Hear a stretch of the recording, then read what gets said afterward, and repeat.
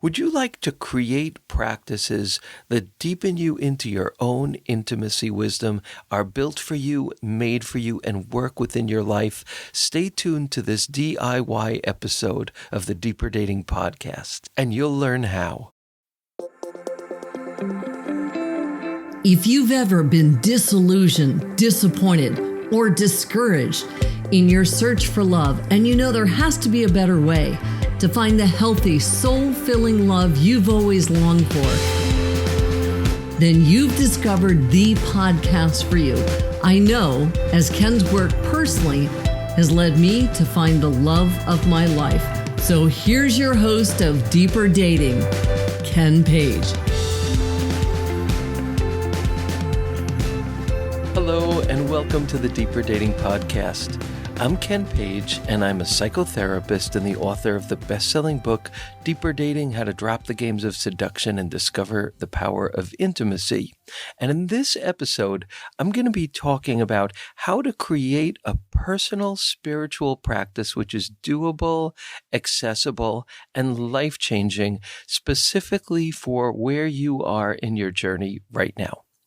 So in this episode and in every episode, I'm going to share with you the greatest tools that I know to help you find love, keep it flourishing, and learn your deepest lessons of intimacy and hence heal your life at the same time. Because the skills of dating are the skills of intimacy, and those are the greatest skills of all. And if you'd like to learn more about this approach, just go to deeperdatingpodcast.com and you'll find transcripts to every episode and an absolute host of resources, including many free resources available to you. So thank you so much for that. And if you like what you hear here, it would mean the world to me if you could leave me a review and subscribe. So thank you for that as well. And let's jump in. Something I encourage everybody to do who is on a growth journey is that when you figure something out, when something becomes clear, when something coalesces, when there's beautiful evolution, take some time to draw a map. How did I get out of the stuck place I was in? How did I get out of that and move to this better, more well-lit, more hopeful, more harmonious, more empowered, whatever place? What did I do? Retrace your steps. Why? Because you earned that. It's gold. It will help other people, and it will clarify and elucidate not only your path to healing, but your entire kind of life journey, because this is connected to your life mission, whatever that is. So when you have insights, when you have growth, when you have success, I really encourage you to take the time to kind of bottle that, to think what the map was. And a way to do that is, how could I translate this? How could I share this?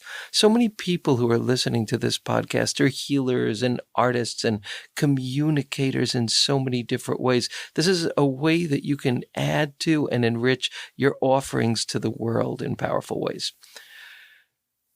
And one of the points, of which there were many, of course, but one of the points that I did this was when I thought, all right, how did I do this? How did I find such a wonderful, beautiful relationship when I was so screwed up with finding a relationship, when I made bad choices again and again, and we're this agonizing existential place of like whatever the it is that you need to find love, I don't got it.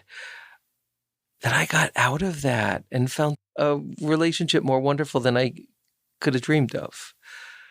What helped me get out of that place and into this place? And I thought that there were two things that most did it. One was external support from wise people, because I just became a student. I went to everybody with knowledge that I could find and said, help me. What do you notice me doing? What can I change? Give me homework. And I had colleagues, I've talked about my support group for chronically single shrinks, which was immensely helpful. Therapy. Anyway, that was one thing. The other thing was my spiritual practice. Those were the two things that I think had the greatest impact of all of my being able to find love. And as someone who has had a spiritual practice for many, many, many years. Like actually, I'm 66 now when I've had a spiritual practice since I was like 12 years old with like an 8-year drugs, sex, rock and roll gap. But that's a long time of doing spiritual practice. But it was in a particular period that my spiritual practice was directly focused on finding a relationship. And I'll tell you what it was, what mine was, the one that worked most powerfully for me. It was this ancient contemplative practice of finding a sentence or a quote or a prayer that I really, really believed in, that could turn my mind around, but not into some kind of Pollyanna place that I didn't even really believe, one that down to my guts, I was like, there is a ring of truth in this. And I'll share with you what mine was with a little bit of a change. I changed a word or two, but it was from a Hindu spiritual teacher named Paramahansa Yogananda, who actually has been my guru since I was 17 years old. So this is what the prayer was. God, which was like a word that I feel comfortable using, but everybody has their own words. Bless me that I choose my life companion based on your ways of perfect soul unity. It was actually laws of soul unity, but I don't like that laws thing, so I made it ways. Anyway, this turned me around because what I was praying in essence, whether praying or not, was find me someone hot and wonderful who's attracted to me and I'm attracted to him, and that could be my relationship. And this was not succeeding. The concept, which I teach now, that you put that soul unity first and that everything else triages and assembles and arranges around that. You have to be attracted. Absolutely, that's so essential. But this is the main thing. When this is the center and the nucleus of your search, your values shift, the way you look shifts, the people you notice shifts. It's like a change in attitude, which allows for something very beautiful inside me to take the lead and guide this journey. So this was kind of a revelation prayer for me, and sometimes I hated it because I kept thinking, yeah, but he's got to be hot. And that was true. But nobody was saying that that wasn't the case. The prayer itself was just asking me to shift my focus so I could lead with the most beautiful parts of me instead of the most transactional parts of me. And that changed my life. And over time, doing this prayer in a particular way, which I talk about in other episodes, which is, you say the prayer, you say the sentence, and this, I'm offering this to all of you because my encouragement is for each one of you to find words that speak to you like that spoke to me, that you feel have healing potential, that have a deep ring of truth as opposed to some ring of should, and that you have to like lift yourself up some scaffolding that's impossible to get to a spiritual space, but you think you should do it anyway. No, it would need to be a prayer that feels like home in some deep ways, or an affirmation or a saying that really feels like home, that rings true to you and that you feel has healing power. You just find nuggets of that kind of wisdom and you go with it. And then you say it, and then you just allow for its ripples to pass through you. And when that wave passes, you say it again. And then maybe you think about your shopping list or someone who irritated you or something you have to get done. And then you say it again.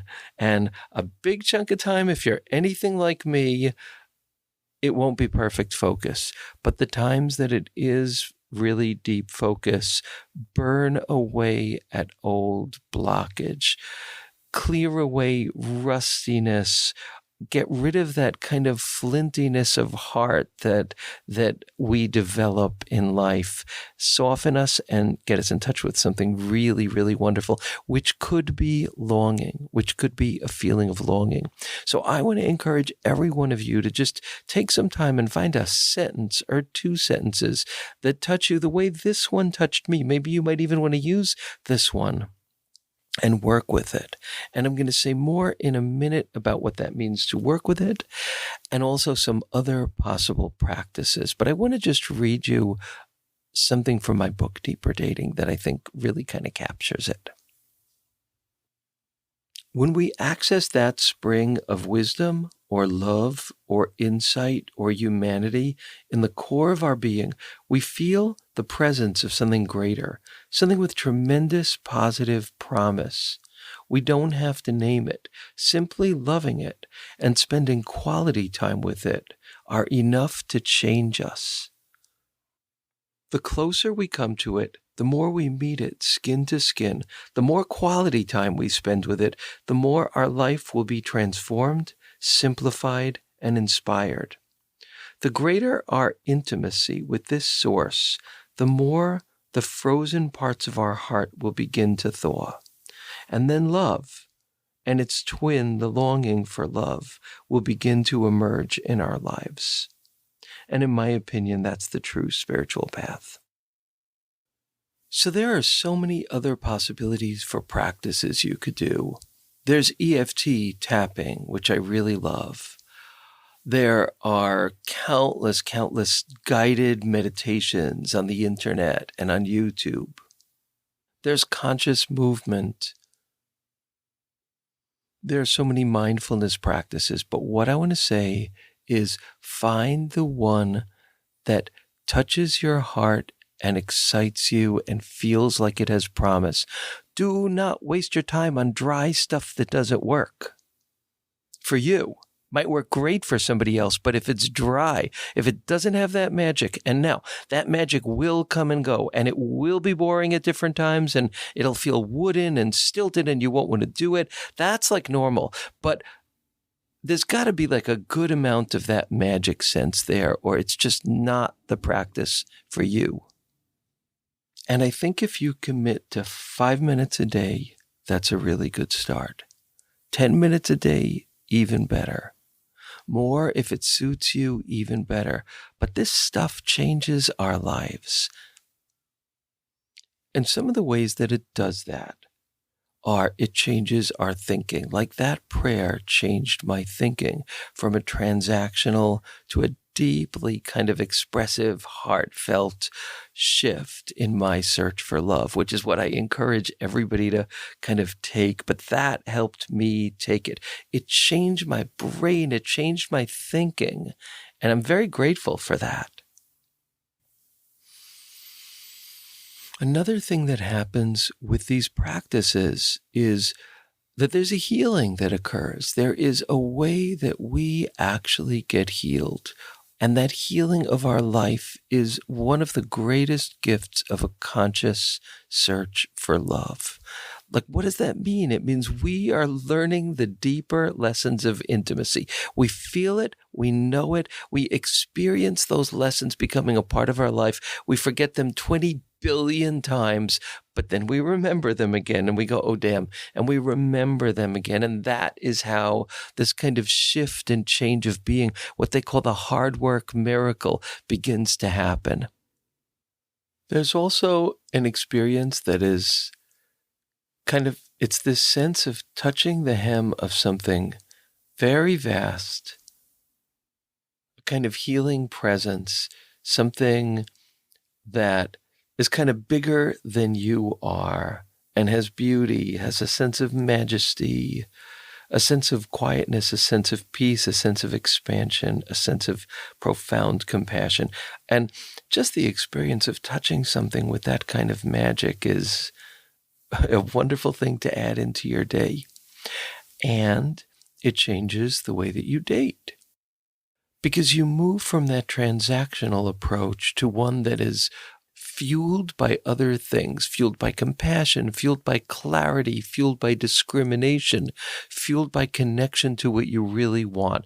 It's like we create these defensive structures in these transactional ways that we date and relate that are basically based on getting what we want and even more deeply and profoundly dodging the bullets of pain that we don't want to experience again or that we have already lodged inside us and we're trying to flee those hurts. So we develop these whole mechanisms of behavior that are based on that. Swiping endlessly because it just disconnects us so much from the humanity of actually meeting somebody. Not showing or allowing our enthusiasm for someone because it just will seem too uncool or too earnest or embarrassing or needy. Not going after connecting with people who really interest us because we're afraid of rejection. These are all just some examples of these like kind of webs that tighten around us of old behaviors. When we meditate, those webs soften and something new comes in that has more wisdom. Like for me, some of my kind of ways that these webs tighten and limit and reduce my ability to be connected are I become judgmental, I become rushed and hurried, I become angry. Those are some of mine. I unsoften, I get hardened. When I meditate, I become softer. And an image that I have that maybe some of you won't even get at all because, it's from before your time, but the old phonograph records, they used to, sometimes, it would be the needle that would have to go into the groove of the vinyl for the sound to actually come out. And sometimes the weight of the head of that needle was not strong enough. So we would tape on a quarter or a nickel or a dime, depending on how much heaviness we needed. And then the needle would sink into the groove and the music would come out. But if you put too much weight in it, you'd lose the music. There would be this grinding. And that's kind of a way I think about what happens to me when I lose my connection to this other wonderful place and I go into this more transactional, pain-escaping way of being. It's like there's too many quarters on the needle and there's a scratching instead of the sweet beauty of my connection with whoever this person is. So when I meditate, that heals and it softens and something else comes in. So one wonderful tip for meditating is that when you're done, or any spiritual practice, the ones that we're talking about here, anything that you do, when you're done, take a minute to kind of bottle the essence of the good that came out of it. You may have gotten an insight, just taking a moment to think, what's the message in a bottle for me from this practice that I did? What's the message for my intimacy journey? And often you'll come away with one and it'll be beautifully distilled in a way that it wouldn't have been unless you took the time to do that. Like today in my meditation, I did that. And, in keeping with the way that I become defensive, I remembered something I haven't remembered since I was like 10 years old. And it was this very old, to me then, Italian guy who lived down the block, and he had this beautiful, beautiful garden in the backyard. And I would talk to him every now and then. He was very friendly. He seemed like from another world, and he didn't speak English that well. But this is what he would always say. He would say, "Take it easy, take it easy." And I remembered those words. I hadn't thought of them for decades, but I thought, what was the message of my meditation? And the memory of this man from so long ago came forward. And I've used that as my kind of thought to hold all day. So you'll have that experience with your practices too. And they will shift your focus from your transactional, defensive, escape of pain ways of being to ways of being that are more beautiful and more wise. Another point that I often say, and I want to say again, is don't worry if your meditation is sloppy. Don't worry, or your practice. Don't worry if it's like Swiss cheese with your mind going to all these other places. You will have moments where you connect, and those are what matter. Those are precious. And often It's just the degree to which you can step into the sweetness and the beauty of those moments that's going to make the difference. Not even how many of those moments you have, but your willingness to say, oh, I'm going to step in. I'm going to step here. I'm going to own this. I'm going to immerse in this. That act intensifies the results of those moments of your practice. And my spiritual director, John McNeil, who wrote The Church and the Homosexual and Taking a Chance on God and a lot of other books, who interestingly was kicked out of the Jesuit order by Cardinal Ratzinger, who then became Pope Benedict, who kind of had to flee his popehood and recently passed away, and kind of devastated my mentor, although that was when he found his calling. Anyway, that's a side note. He always felt like he couldn't do his morning prayers because he just wanted to read the New York Times and drink his coffee. And so this was like a constant struggle for him until he came up with a solution, which was for him, he prayed the New York Times. He would read an article and he would kind of send healing and thoughts and love to this, to whatever beings were the subject of the article. So I love that story, and I just love the thought of giving yourself allowance and kindness instead of rigidity, so that this could be a kind practice for you. And don't worry about it being sloppy or disorganized, and certainly do not worry about having to clear out your brain, because nobody could clear out their brain except meditators who are like so adept, and maybe all of us at different points or different moments, but basically that can't be the goal. The goal is just to have moments where we align our brain to these gorgeous grooves that we experience when we do our practice. Two last things I want to say about this. One, there was a great saint in India. His name was Ramakrishna. And he said that if you're worried that, let's say you're doing an ask, you're doing a prayer, let's say you're doing that. Maybe you don't believe in prayers. Maybe it's an affirmation. But I deeply believe that getting in touch with our longing and expressing it is powerful, powerful, powerful medicine. It burns space inside of us that then becomes available. It's heated. It's a very heated thing to do, to get in touch with our longing, to actually craft asks of ourselves, of the universe, of a higher power. But it carves out such beautiful space in us. Anyway, he said, imagine a parent and the child is crying for them.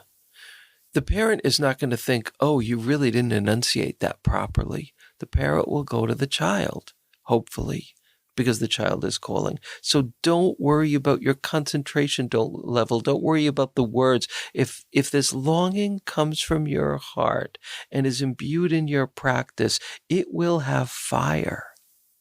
And the last thing I want to say is this, that when we do these practices, often there's a rebound that happens at a later point. There are whispers that come to us later during the day, or a few days later, or a few months later, because we're attuning ourselves to these wonderful spaces. And so since we do that, like sometimes our antenna just catches the wave.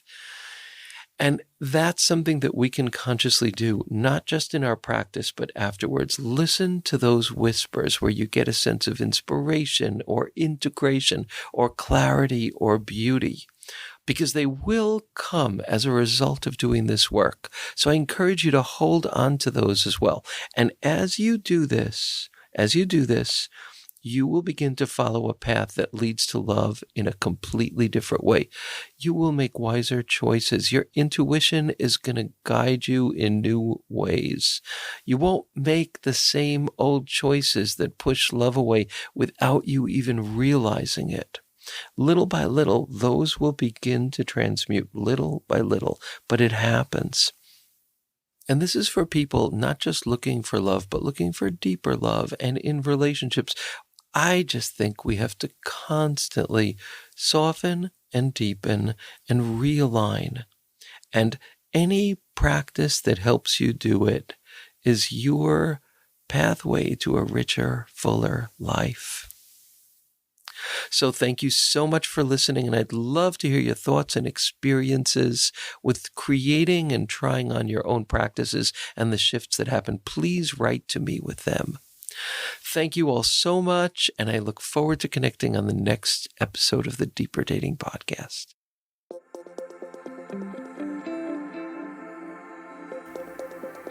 And that's it for today's episode of Deeper Dating. Be sure to go to deeperdatingpodcast.com as Ken has a few more gifts for you. Then join us on the next episode.